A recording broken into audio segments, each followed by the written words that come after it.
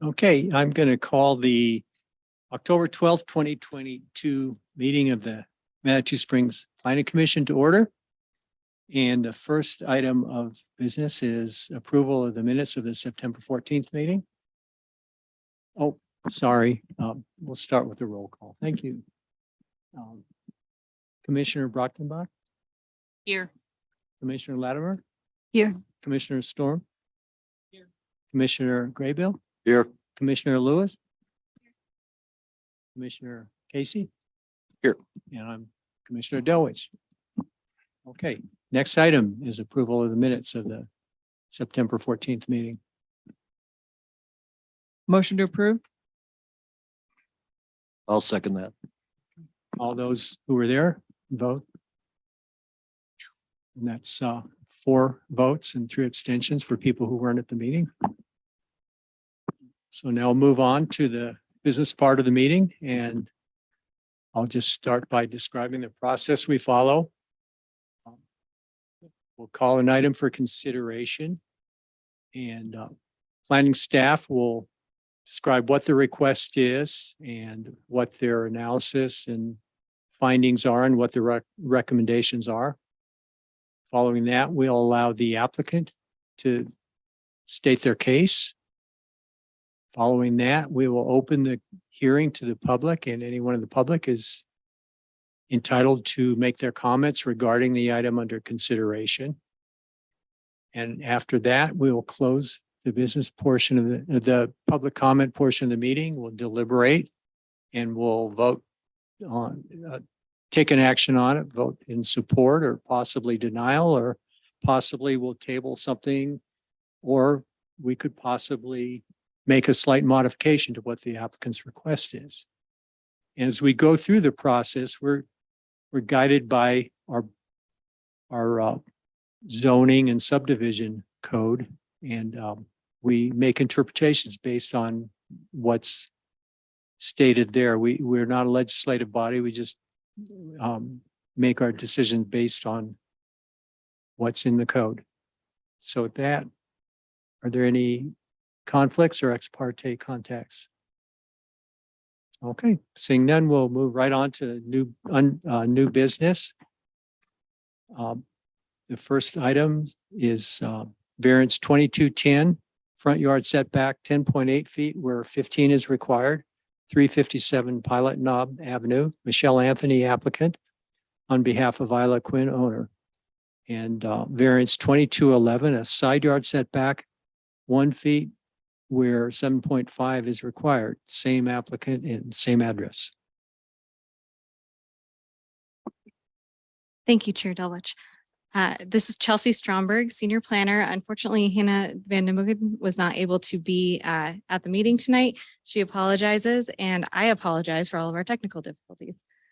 So without further ado, variances 2210 and 2211 will be presented simultaneously as the applicant is requesting 2 variances.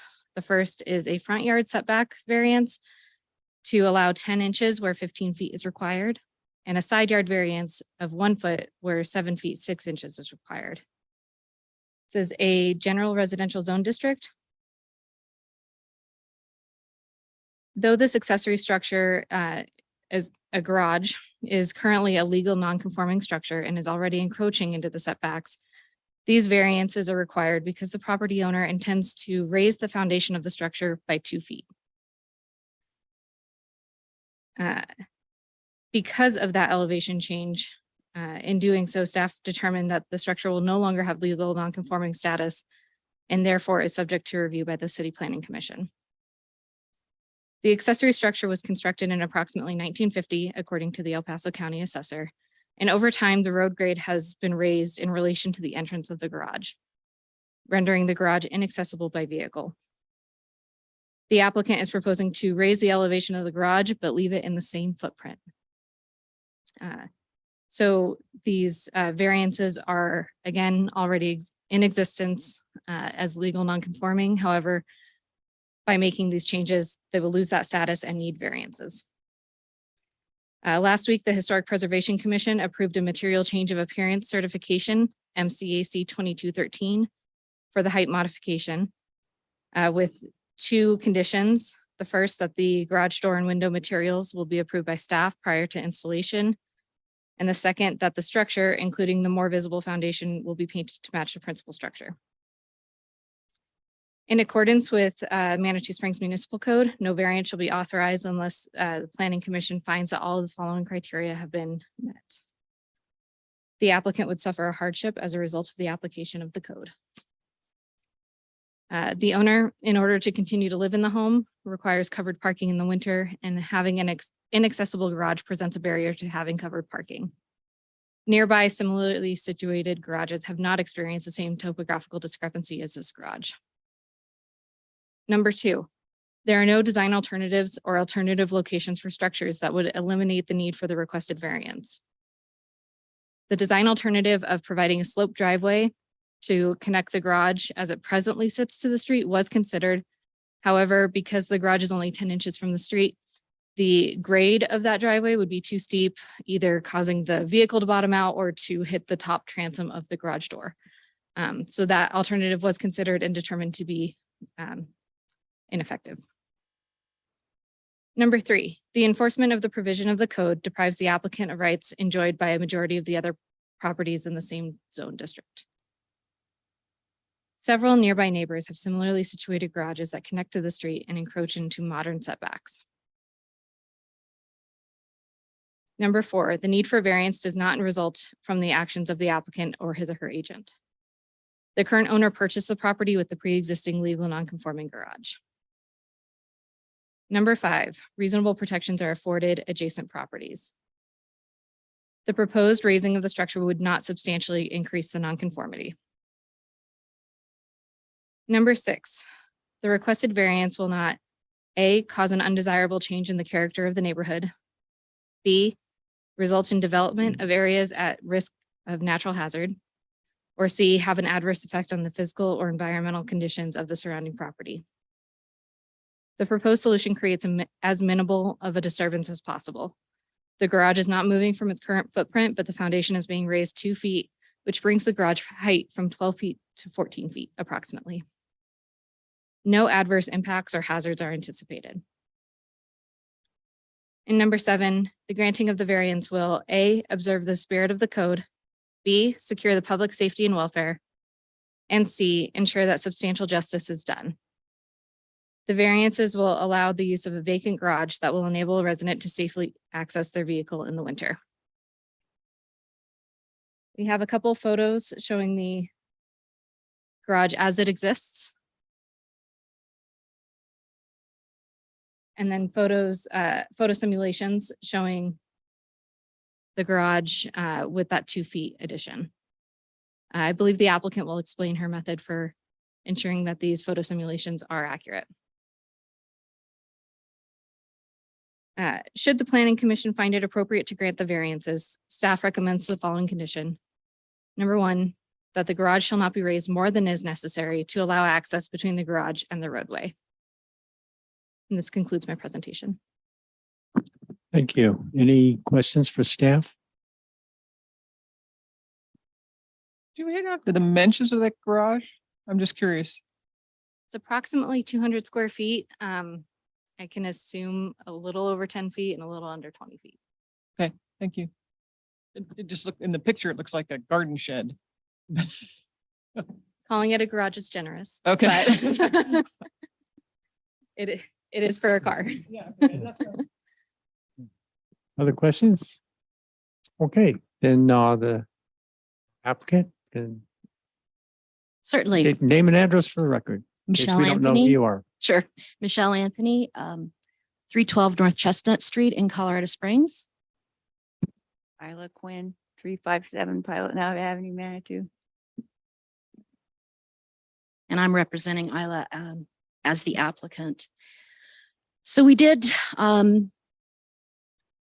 in the application memo list out a number of alternatives to this that Isla had looked at, pretty exhaustive, trying to figure out whether this was the only alternative, if there was something that she could do that would not have to be as expensive as raising the garage, and just ran into in the infeasibility of a lot of everything else that she really looked at. The property is has a very small buildable area, and really the garage, you know, if it was going to move, it would still need setbacks of some sort.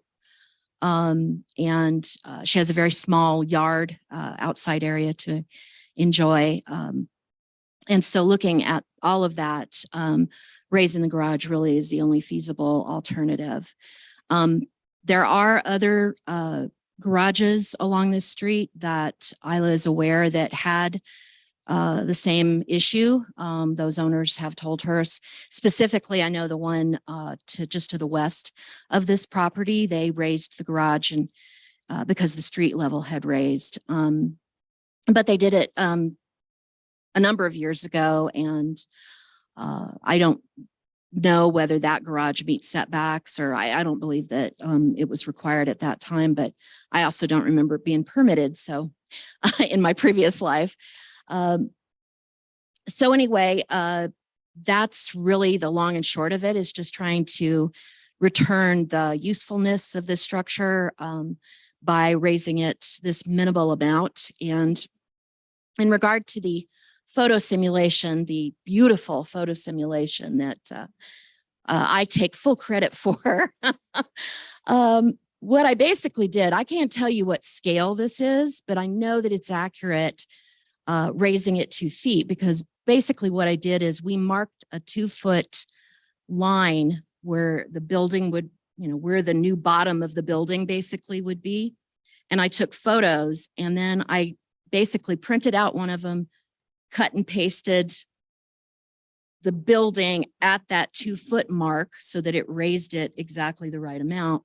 And then, you know, filled in and kind of made it look, like I said, very, very beautiful. So you know, it's accurate. It's not necessarily to a specific scale, but it does show, you can kind of see the kind of gray blobs that are just underneath the roof eaves on that side view.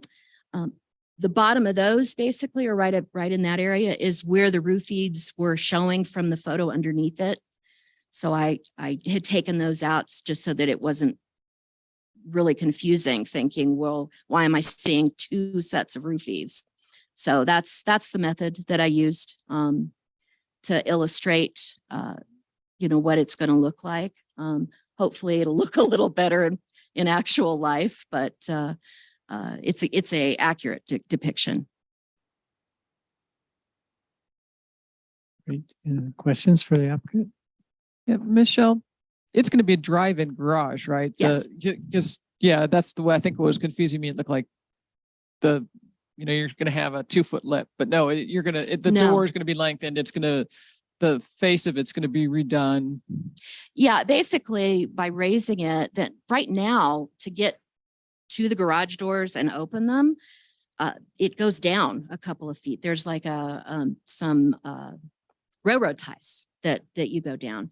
So that'll be gotten rid of, and the building will come up. So then that kind of railroad tie well area will get filled in, and there'll be as minimal a grade as they can do, so that it, you know, drains away from the building, but it won't, you know, that looks like you have a driveway going like this, and it won't be. It'll be a gentle, very gentle grade. Okay, thank you. Any other questions for the applicant? Okay, thank you. Welcome. Call you back if we need you again. Okay. And now the public comment portion of the hearings open. If anybody would like to comment on this, I'll just step up to the table.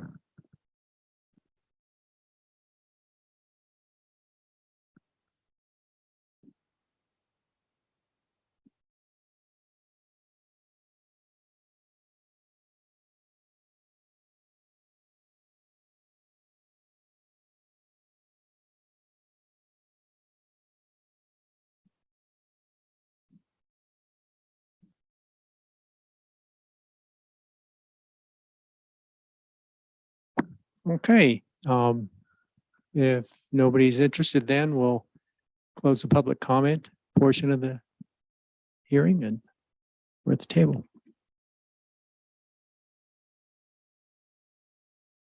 I don't have any problem supporting this. It makes sense.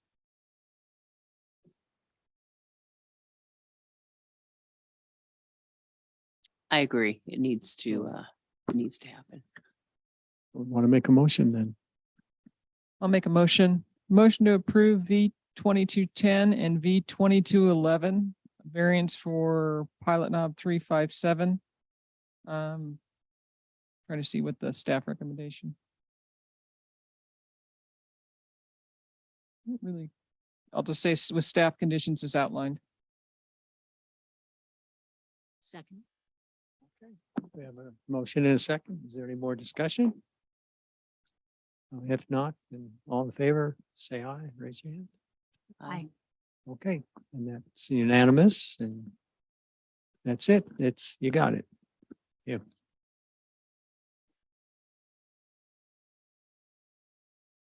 Okay. Where's my agenda?